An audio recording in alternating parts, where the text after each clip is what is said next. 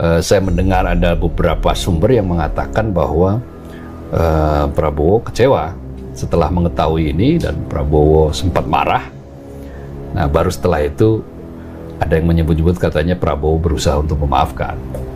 Tetapi ada informasi yang mengatakan ketika Prabowo marah ya boleh jadi benar juga.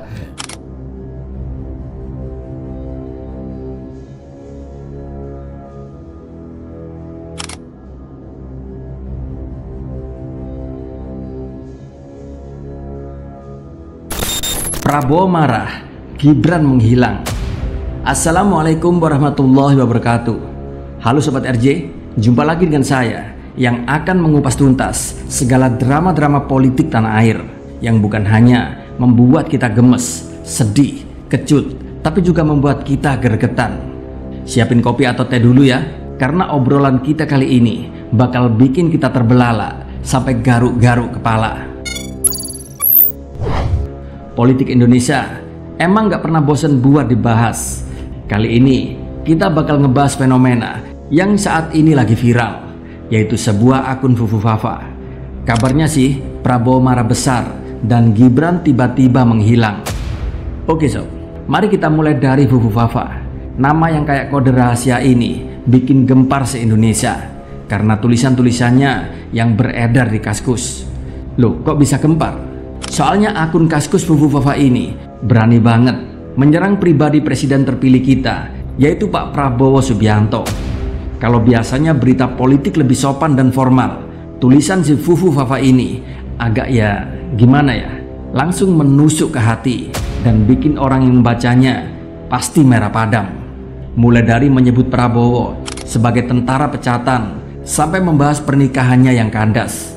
Dan gak cukup sampai di situ, Fufu Fafa juga nyindir anaknya Prabowo, yaitu si Didit Prabowo, yang katanya hombreng lah. Dan ini pun sangat tidak pantas dilontarkan ke publik. Wah, kalau ini di sinetron udah bisa menjadi bahan drama yang panjang kali ya. Tapi nggak berhenti sampai di sini sob.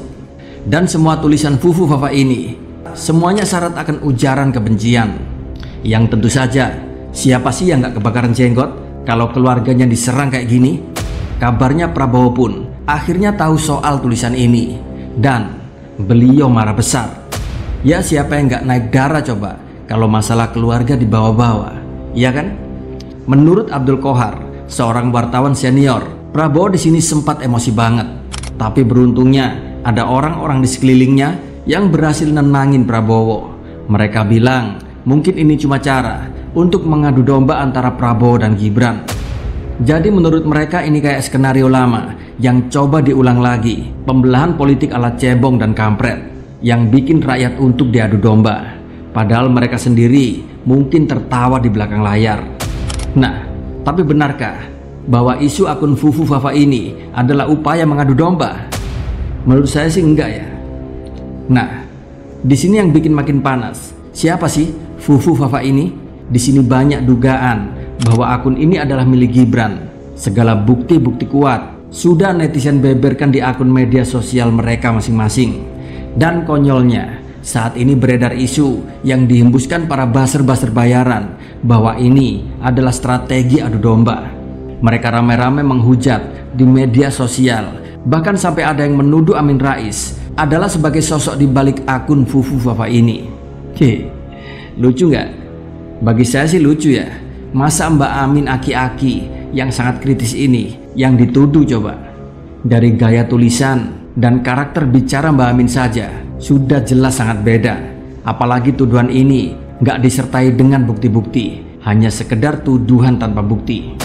Ada lagi nih yang bilang bahwa akun Fufu Fafa ini adalah milik anak abah. Waduh, yang bener yang mana nih? Milik Amin Rais atau milik anak abah? Mereka para pendukung Gibran ini seolah tidak terima dengan fakta yang terjadi. Mereka secara beramai-ramai membuat video bantahan, tapi sekali lagi tidak disertai dengan bukti-bukti yang otentik yang bisa menunjukkan bahwa akun tersebut bukanlah milik Gibran.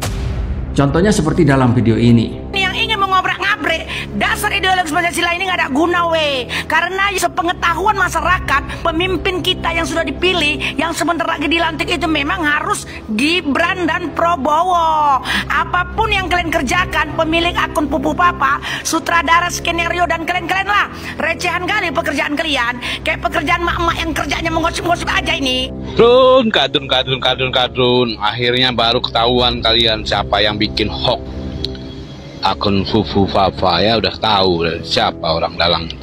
Alasannya cari kambing hitam lah inilah. Kalian tuh emang udah tolol, dongo, nggak tahu cara cara bikin hoax, memfitnah orang tuh. Otak kalian tuh nggak main. Iya kan? Mereka hanya berisik di media sosial, menghujat sana sini, tapi secuil pun mereka tidak sertakan bukti. Bagi para kaum pemikir yang menggunakan logikanya yang waras, tentu hal ini sangat begitu absurd. Bahkan terkesan gimana ya? Nilai sendirilah. Para netizen kita, mereka berargumen dengan bukti-bukti otentik, mulai dari nomor telepon, alamat email, korelasi hubungan antar akun Fufu Fafa dengan Cilipari, dengan @rkgbrn, dengan Raka Genarli, dengan @kaisang P, bahkan dengan akun Twitter Pak Jokowi sendiri.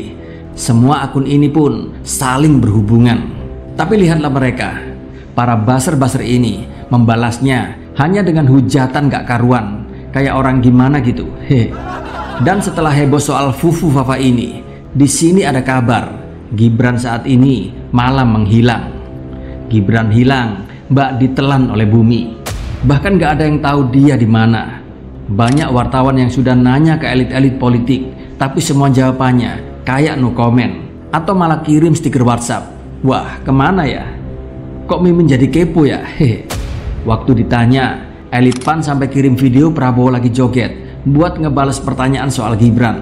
Ya bisa jadi, mungkin biar suasana cair kali ya.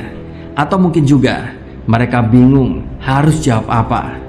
Bahkan para elit PSI yang biasanya vokal banget, kali ini kayak nggak mau ikut campur urusan tersebut. Semua mendadak sunyi, seolah-olah nggak ada yang mau disentuh sama isu ini. Loh, kenapa ya? Apa mereka takut terseret arus?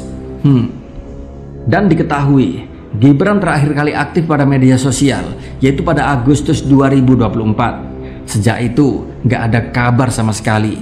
Masyarakat pun mulai bertanya-tanya, ada apa sebenarnya?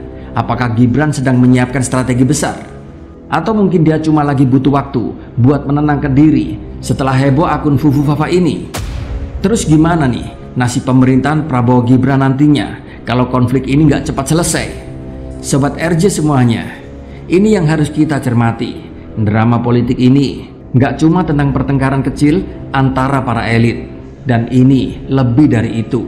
Kita harus ingat, sejarah membuktikan bahwa pemerintahan yang terlalu tertutup atau terlalu sibuk dengan drama-drama internalnya, di sini akan bisa kehilangan kepercayaan rakyatnya.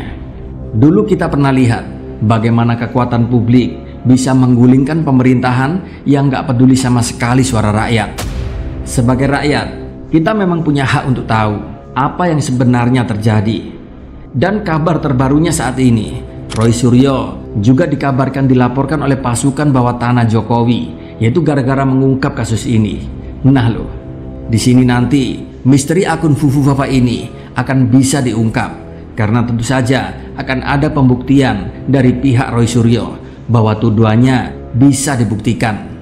Dan penegak hukum pun harus bisa adil, harus mau turun tangan mengungkap kebenarannya. Jangan hanya mencari-cari bukti dari si Roy Suryo saja, tapi juga harus melakukan investigasi ke pihak-pihak lain, seperti pemanggilan si pemilik Kaskus untuk dimintai keterangan.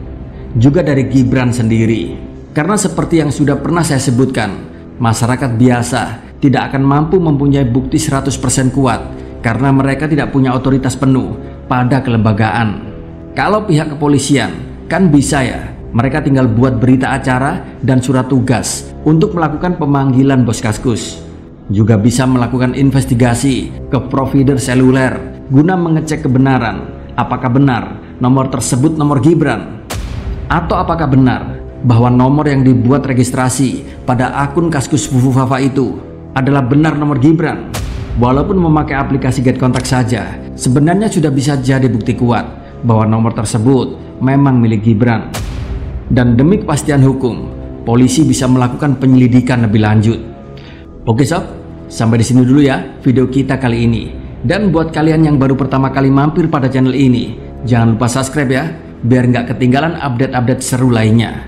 Ingat, politik itu bukan cuma urusan mereka yang di atas, tapi juga kita semua, rakyat jelata. Terima kasih sudah menonton video ini. Dan sampai ketemu pada video kami selanjutnya. Tetap kritis, pakai otak dan logika. Salam dari rakyat jelata. Wassalamualaikum warahmatullahi wabarakatuh.